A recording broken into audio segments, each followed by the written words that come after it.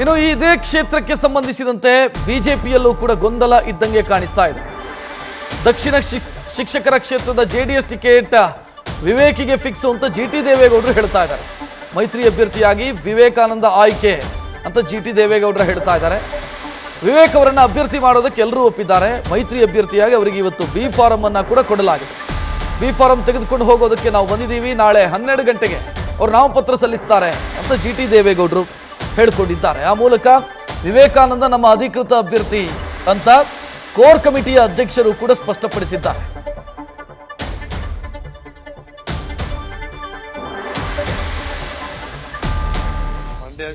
ಮಂಡ್ಯ ಜಿಲ್ಲೆ, ಮೈಸೂರು, ಚಾಮರಾಜನಗರ, ಹಾಸನ ಜಿಲ್ಲೆ ಎಲ್ಲರೂ ಕೂಡ ಎಲ್ಲ ಮುಖಂಡಗಳು ಕೂಡ ಒಪ್ಪಿ ವಿವೇಕ್ ಅವರ ಹೆಸರು ಹೇಳಿದ್ರು.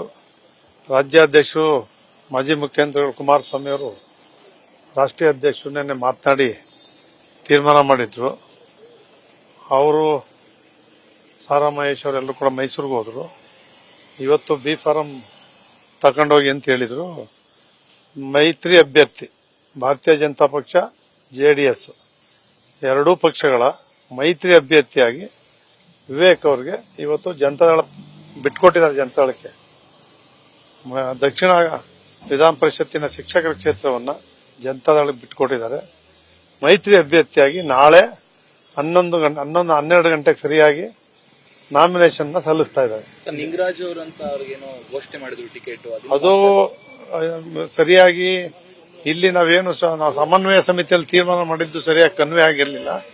ಅದರಿಂದ ಅವರು ಘೋಷಣೆ ಮಾಡಿದ್ರು. ಆಮೇಲೆ ಸಮನ್ವಯ ಸಮಿತಿ ಏನಾಗಿತ್ತು ತೀರ್ಪು ಅನ್ನೋದನ್ನ ತರಿಸ್ಕೊಂಡು ಭಾರತೀಯ ಜನತಾ ಪಕ್ಷ ತೀರ್ಮಾನ ಕೈಗೊಂಡಿದೆ.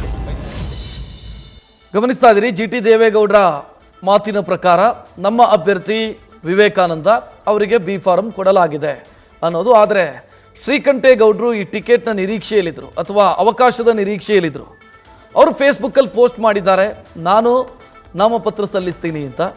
ಅಧಿಕೃತ ಅಭ್ಯರ್ಥಿಯಾಗಿ ಜೆಡಿಎಸ್ನ ಅಧಿಕೃತ ಅಭ್ಯರ್ಥಿಯಾಗಿ ವಿವೇಕಾನಂದ ಅವರು ಕಂಟೆಸ್ಟ್ ಮಾಡಿದ ನಂತರ ಈ ಕಡೆ ಶ್ರೀಕಂಠೇಗೌಡರು ಒಂದು ವೇಳೆ ನಾಮಪತ್ರ ಹಾಕಿದರೆ ಅದು ಬಂಡಾಯ ಅಭ್ಯರ್ಥಿ ಅಂತ ಕನ್ಸಿಡರ್ ಆಗುತ್ತೆ ಅಥವಾ ಪಕ್ಷೇತರ ಅಭ್ಯರ್ಥಿ ಅಂತ ಕನ್ಸಿಡರ್ ಆಗುತ್ತೆ.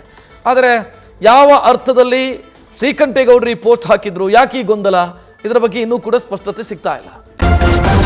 ನ್ಯೂಸ್ ಫಸ್ಟ್ ನಿರ್ಭೀತಿಯಿಂದ ನಿಮ್ಮ ಪರವಾಗಿ.